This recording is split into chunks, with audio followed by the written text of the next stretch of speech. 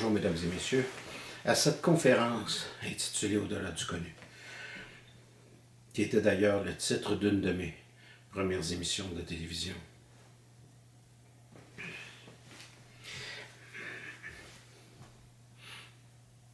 Ce qu'il y a de particulier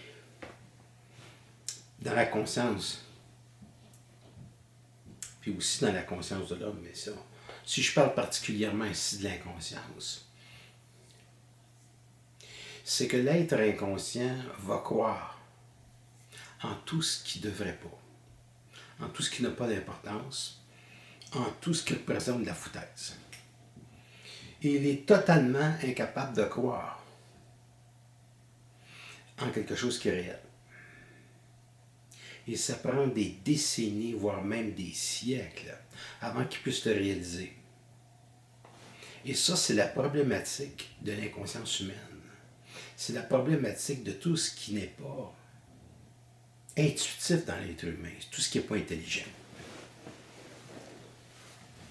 Il y a beaucoup de gens qui me consultent et je suis obligé de distinguer ce qu'ils sont capables d'apprendre. Parce que la vérité, c'est tout ce qu'un être humain veut savoir. Mais c'est en même temps tout ce qu'il n'est pas capable d'apprendre. L'être humain, c'est tout ce qu'il veut. La vérité pour lui, c'est tout ce qu'il aimerait savoir, mais qu'il n'est pas prêt à comprendre. Qu'il ne veut pas savoir les choses. Parce que ça ne correspond pas à sa sensibilité. Ce qui résiste dans l'être humain, c'est sa sensibilité. Il a une incapacité d'accéder aux informations. Alors, je dis les choses qui permettent à l'individu de contourner l'émotivité dans le fait qu'il puisse comprendre ce que j'ai expliqué lorsqu'il me voit en consultation, puis qu'il puisse accéder à un autre niveau. Et pour ça, je suis obligé de passer dans une vibration qui ne confronte pas le mental de l'individu, mais qui va détourner sa sensibilité.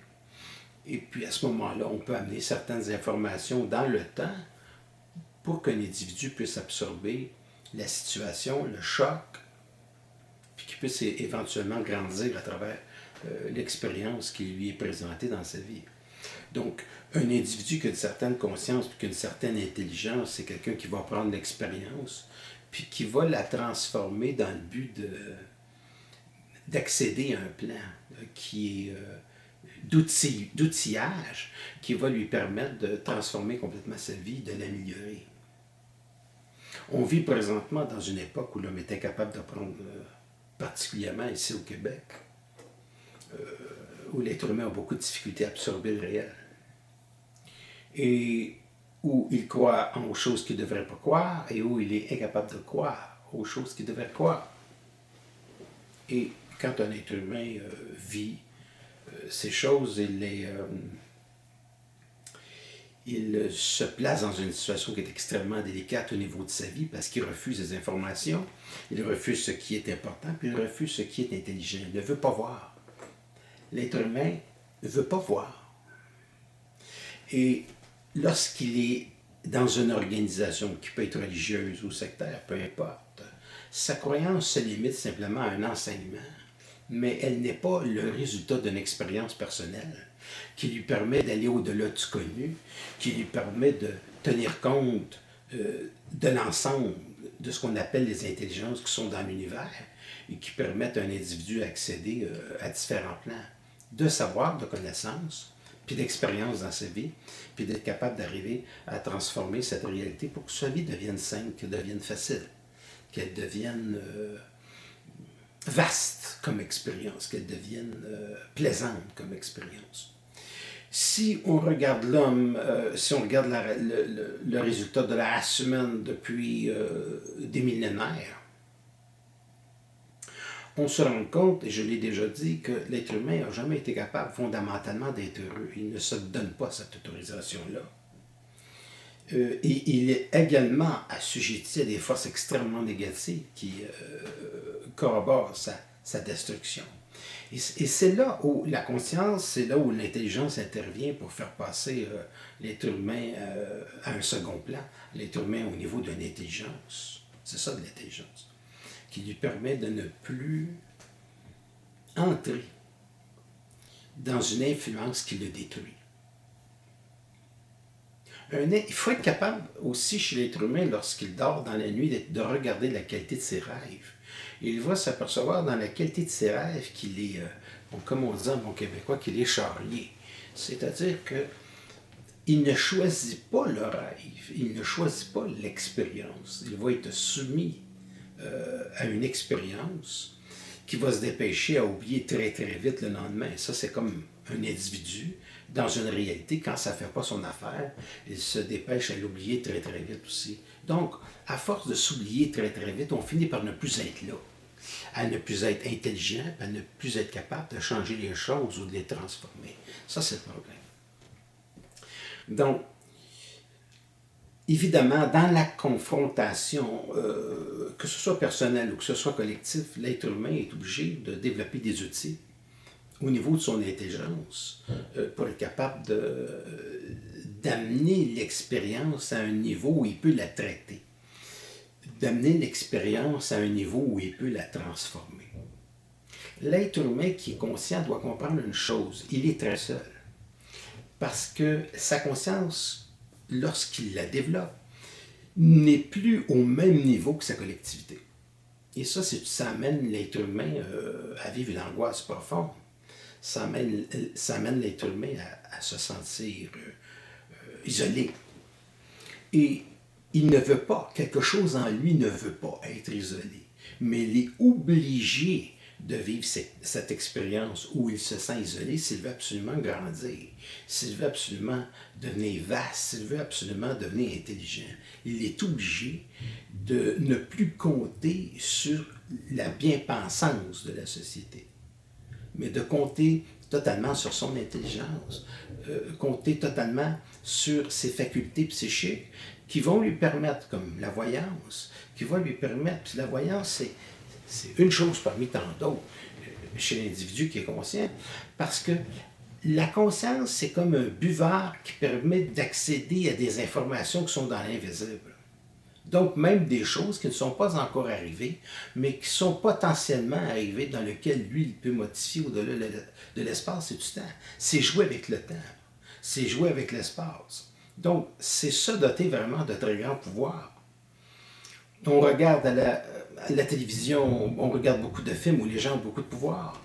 Mais tant et aussi longtemps que ceci demeure un film et ça demeure pour lui un divertissement, il va le voir comme étant quelque chose qui n'est pas accessible.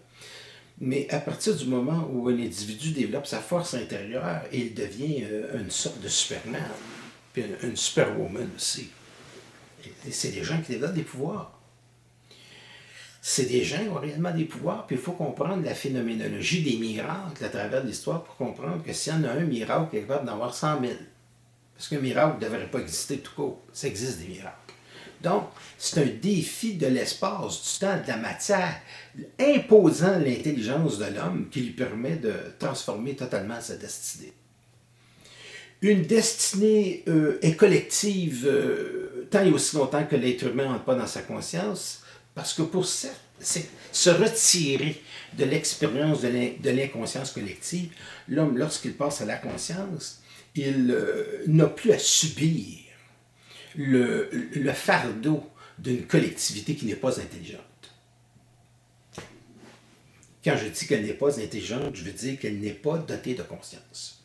Elle n'est pas dotée d'individus qui veulent réellement connaître les choses, qui veulent réellement comprendre les choses. Et de gens qui ne cherchent pas. De gens qui ne vivent pas, de gens qui ne sont pas dans l'existence réelle des choses, des gens qui ne sont pas dans l'intelligence réelle des choses. Si l'être humain était conscient, collectivement, on vivrait une sorte de paradis. La vie serait facile par tout le monde. Ce qui amène une collectivité à vivre des choses qui sont difficiles, c'est le manque de conscience de la collectivité qui tire toujours le monde vers le bas. toujours le monde vers le bas. Puis tant que tu ne te soustrais pas de cette collectivité-là, tu es pogné avec ça. Ça, c'est comme quelqu'un qui est au Québec qui dit maudit hiver, cet hiver, ces hivers qui n'arrêtent plus. À un moment donné, tu peux t'écœurer suffisamment pour prendre l'avion. Puis à un moment donné, ben, tu peux prendre des vacances pendant un mois sur le bord de la mer. Puis à un moment donné, tu peux décider de rester sur le bord de la mer, si ça te convient. C'est un exemple que je donne. Juste pour la météo. L'être humain peut prendre des choix. Il y a des choix. L'être humain est libre de prendre des choix. Il y a des gens qui étaient aux prises avec le communisme. En Allemagne, à un moment donné, ben, il y en a qui traversaient le mur de Berlin, puis à un moment donné, en 1989, ben, ça finit par s'effondrer. Pourquoi? Parce que toute forme de dictature finit toujours par s'effondrer dans une forme ou dans une autre. Mais ça ne s'effondre pas facilement. Parce que ce qui fait effondrer une dictature, ce qui fait effondrer un manque de liberté, c'est l'augmentation du niveau de l'intelligence de l'individu. C'est l'augmentation du niveau du désir de sa liberté, puis de prendre cette liberté-là. Et pour prendre la liberté dans la vie, il faut être suffisamment puissant au niveau de son être pour comprendre qu'on peut avoir plus. Et pour comprendre qu'on peut avoir plus, il faut comprendre qu'on est plus. Et être plus, c'est créer des choses qui n'existent pas, à venir jusqu'à maintenant, dans la densification de ce que les êtres humains appellent de la matière.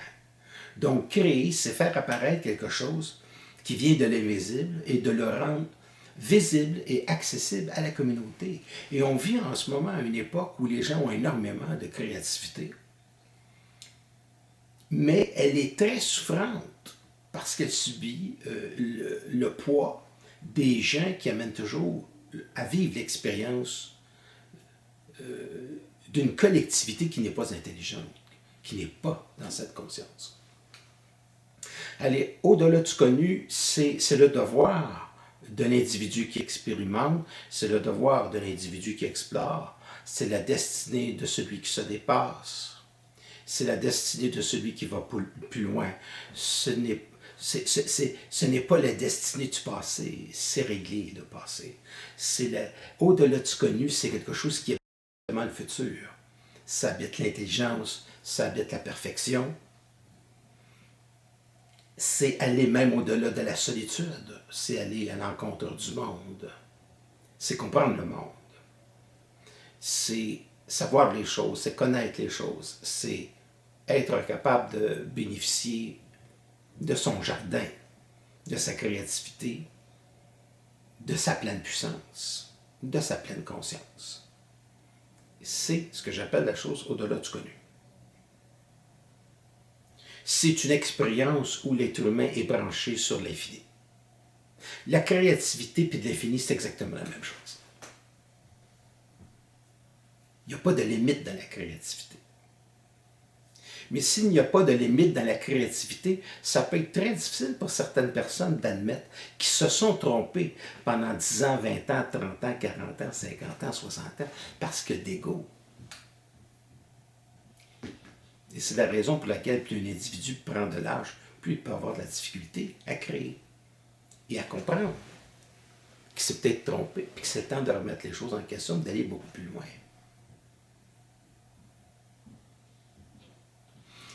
Donc, c'est éventuellement, l'homme va vivre ça, l'être humain sur Terre est fait pour la liberté, il est fait pour créer. Nous sommes à un tournant qui est extraordinaire. Parce que si je regarde la jeunesse qui fait des exploits avec le corps, qui est remarquable, tous les niveaux des sports sont absolument extraordinaires. On découvre des techniques fantastiques. Vous allez me dire, quel rapport avec la conscience? Il y en a un. Il y en a un qui est très important parce que le corps et l'esprit se branchent ensemble.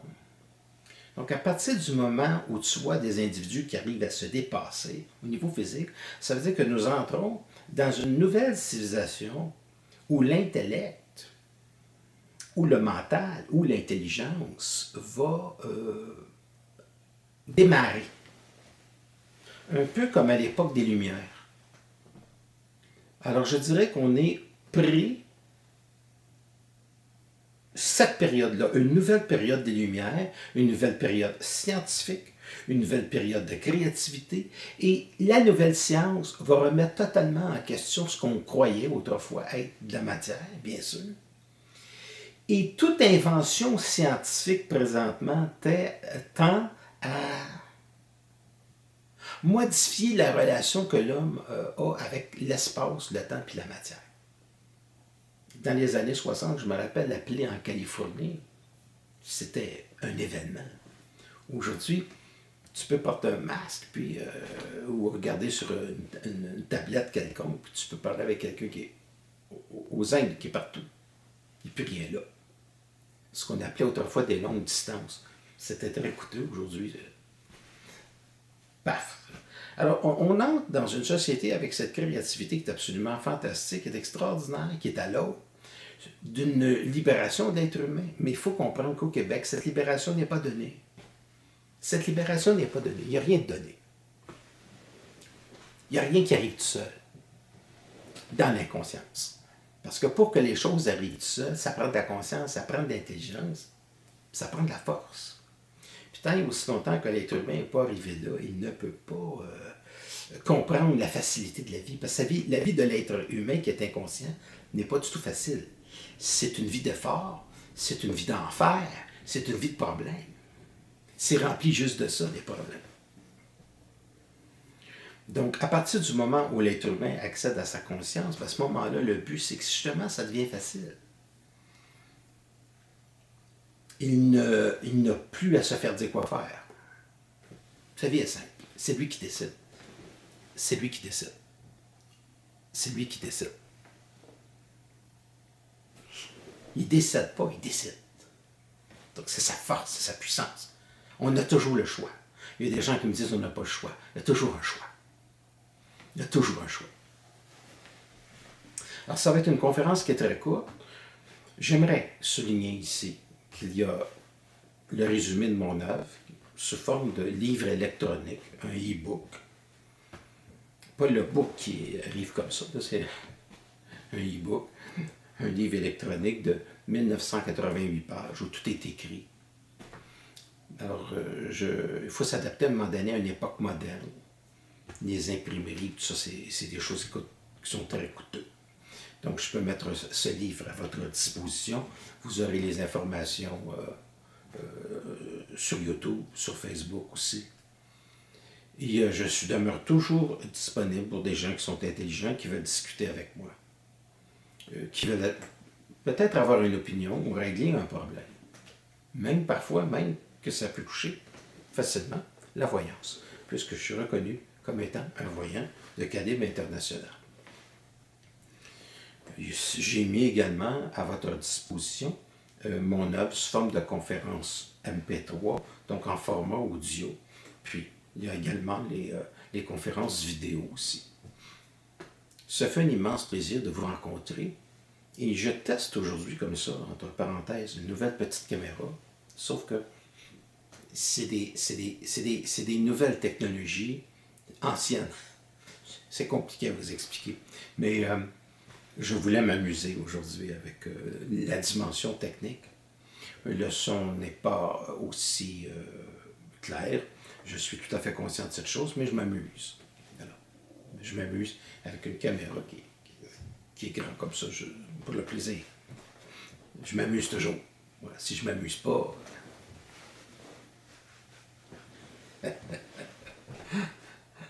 C'est avec un grand plaisir que je vous dis merci pour tous les gens qui m'écrivent à toutes les semaines et qui me disent que je leur ai apporté quelque chose dans leur vie.